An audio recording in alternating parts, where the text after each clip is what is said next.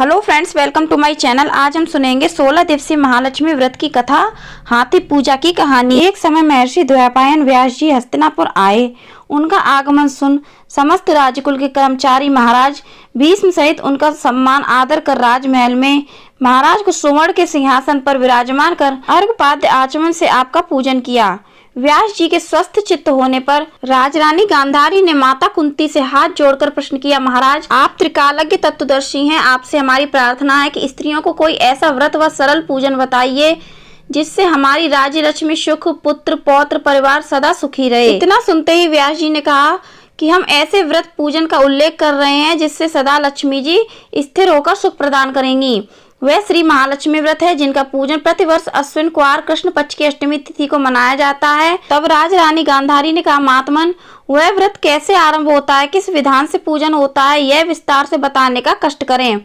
तब महर्षि जी ने कहा कि वह व्रत भाद्रपद शुक्ल पक्ष की अष्टमी तिथि के दिन सुबह व्रत का मन में संकल्प कर किसी जलाशय में जाकर स्नान कर स्वच्छ कपड़ा पहने। तब ताजी दूर्वा से महालक्ष्मी जी को जल का तर्पण देकर प्रणाम करना चाहिए। फिर घर आकर 16 धागा का एक गंडा बना के प्रतिदिन एक गांठ लगानी चाहिए।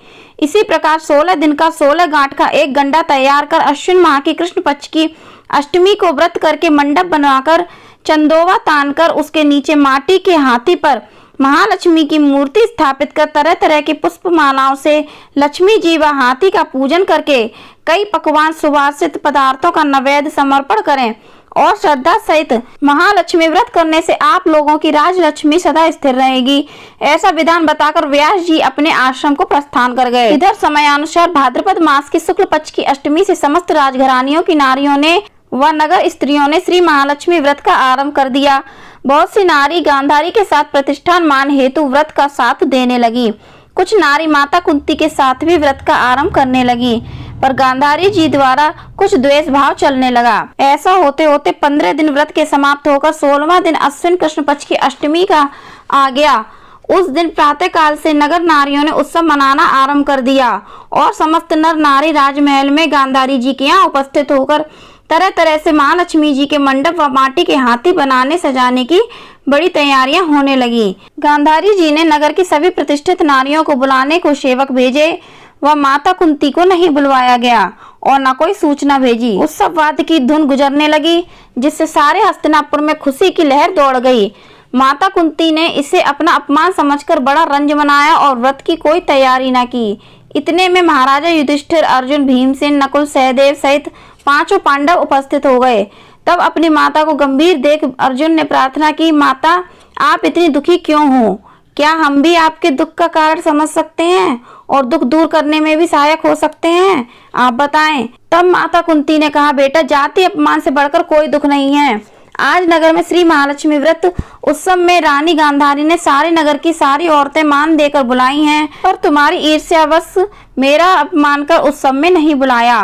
तो पार्थ ने कहा, माता क्या वह पूजा का विधान सिर्फ दुर्योधन के ही महल में हो सकता है, आप अपने घर में नहीं कर सकती? तब कुंती ने कहा, बेटा कर सकती हूँ, पर वह साज सामान इतनी जल्दी तैयार नहीं हो सकता क्योंकि गांधारी के 100 पुत्रों ने माटी का विशाल हाथी तैयार करके पूजन का साज सजाया है। वह ऐसा विधान तुमसे ना बन सकेगा और उनके उत्सव की तैयारी आज दिन भर से हो रही है। तब पार्थ ने कहा, माता आप पूजन की तैयारी कर नगर में बुलावा फिरावें। मैं ऐसा हाथी पूजन को बुला रहा हूँ जो आज तक हस्तिनापुर वासियों ने नहीं देखा न पूजन किया है। मैं आज ही इंद्रलोक से इंद्र का हाथी ऐरावत जो पूजनी है उसे बुलाकर तुम्हारी पूजा में उपस्थित करा दूंगा। आप अपनी तैयारी करें। इधर माता कुंती ने सारे नगर में पूजा का ढिंढोरा पिटवा दिया और पूजा की विशाल तैयारी होने लगी। तब अर्जुन ने सुरपति को ऐरावत भेजने को पत्र लिखा और एक दिव्य बाण में बींधकर धनुष पर रखकर देवलोक इंद्र की सभा में फेंका।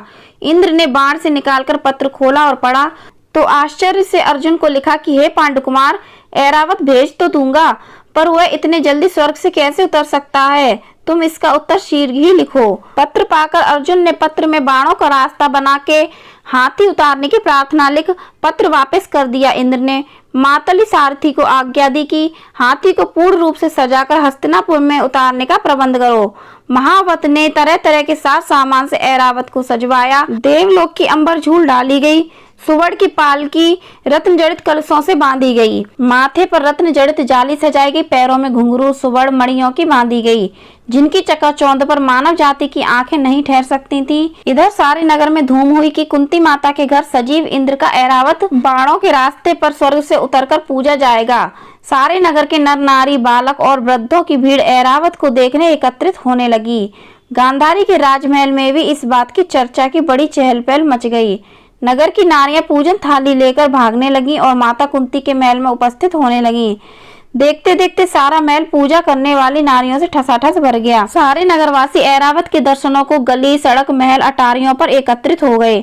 माता कुंती ने ऐरावत को खड़ा करने हेतु रंग बिरंगे चौक को पुरवाकर नवीन रेशमी वस्त्र बिछवा दिया। हस्तिनापुर वासी तरह तरह की स्वागत की तैयारी में फूल माला अबीर केसर हाथों में लेकर पंक्तिबद्ध खड़े थे। इधर इंद्र की आज्ञा पाकर ऐरावत स्वर्ग से बाणों के बनाए रास्ते से धीरे धीरे आकाश मार्ग से उतरने लगा, जिसके आभूषणों की आवाज नगरवासियों को आने लगी। ऐरावत के दर्शन होते ही नर नारियों ने जय जयकार के नारे लगाना आरंभ किया। ठीक सायंकाल ऐरावत माता कुंती के महल के चौक में उतर आया। तब समस्त नर नारियों ने पुष्पमाला अबीर केसर को चढ़ाकर स्वागत किया। महाराज धौम्य पुरोहित द्वारा ऐरावत पर महालक्ष्मी जी की मूर्ति स्थापित करा के वेद मंत्रों द्वारा पूजन की गई। नगरवासियों ने भी लक्ष्मी पूजा का स्वागत करके ऐरावत की पूजा की। फिर तरह तरह के मेवा पकवान लेकर ऐरावत को खिलाए गए। ऊपर से जमुना जल पिलाया गया। फिर तरह तरह के पुष्पों की ऐरावत पर वर्षा की गई। पुरोहित द्वारा स्वस्ति पुण्यावाचन कर व्रती नारियों द्वारा लक्ष्मी जी का पूजन विधान से कराया गया। कुंती ने व्रत के डोरा के गंडा में 16वीं गांठ लगाकर लक्ष्मी के सामने समर्पण किया। ब्राह्मणों को पकवान मेवा मिठाई देकर भोजन की व्यवस्था की गई। तब वस्त्र द्रव्य सुवर्ण अन्न आभूषण दे करके ब्राह्मणों को संतुष्ट किया। तत्पश्चात सभी व्रती नर नारियों ने श्री महालक्ष्मी जी की दीपक जलाकर प्रेम से संपूर्ण पूजन कर आरती आरंभ की। तो फ्रेंड्स, इस प्रकार से 16 दिवसीय महालक्ष्मी व्रत पूजा की कहानी समाप्त होती है। आपको कथा कैसी लगी कमेंट करके जरूर बताना। पसंद आई हो तो लाइक करना, ज्यादा से ज्यादा शेयर करना, हमारे चैनल को सब्सक्राइब करना, बेल आइकन को प्रेस करना और कमेंट में ओम श्री महालक्ष्मी नमः अवश्य लिखना। धन्यवाद।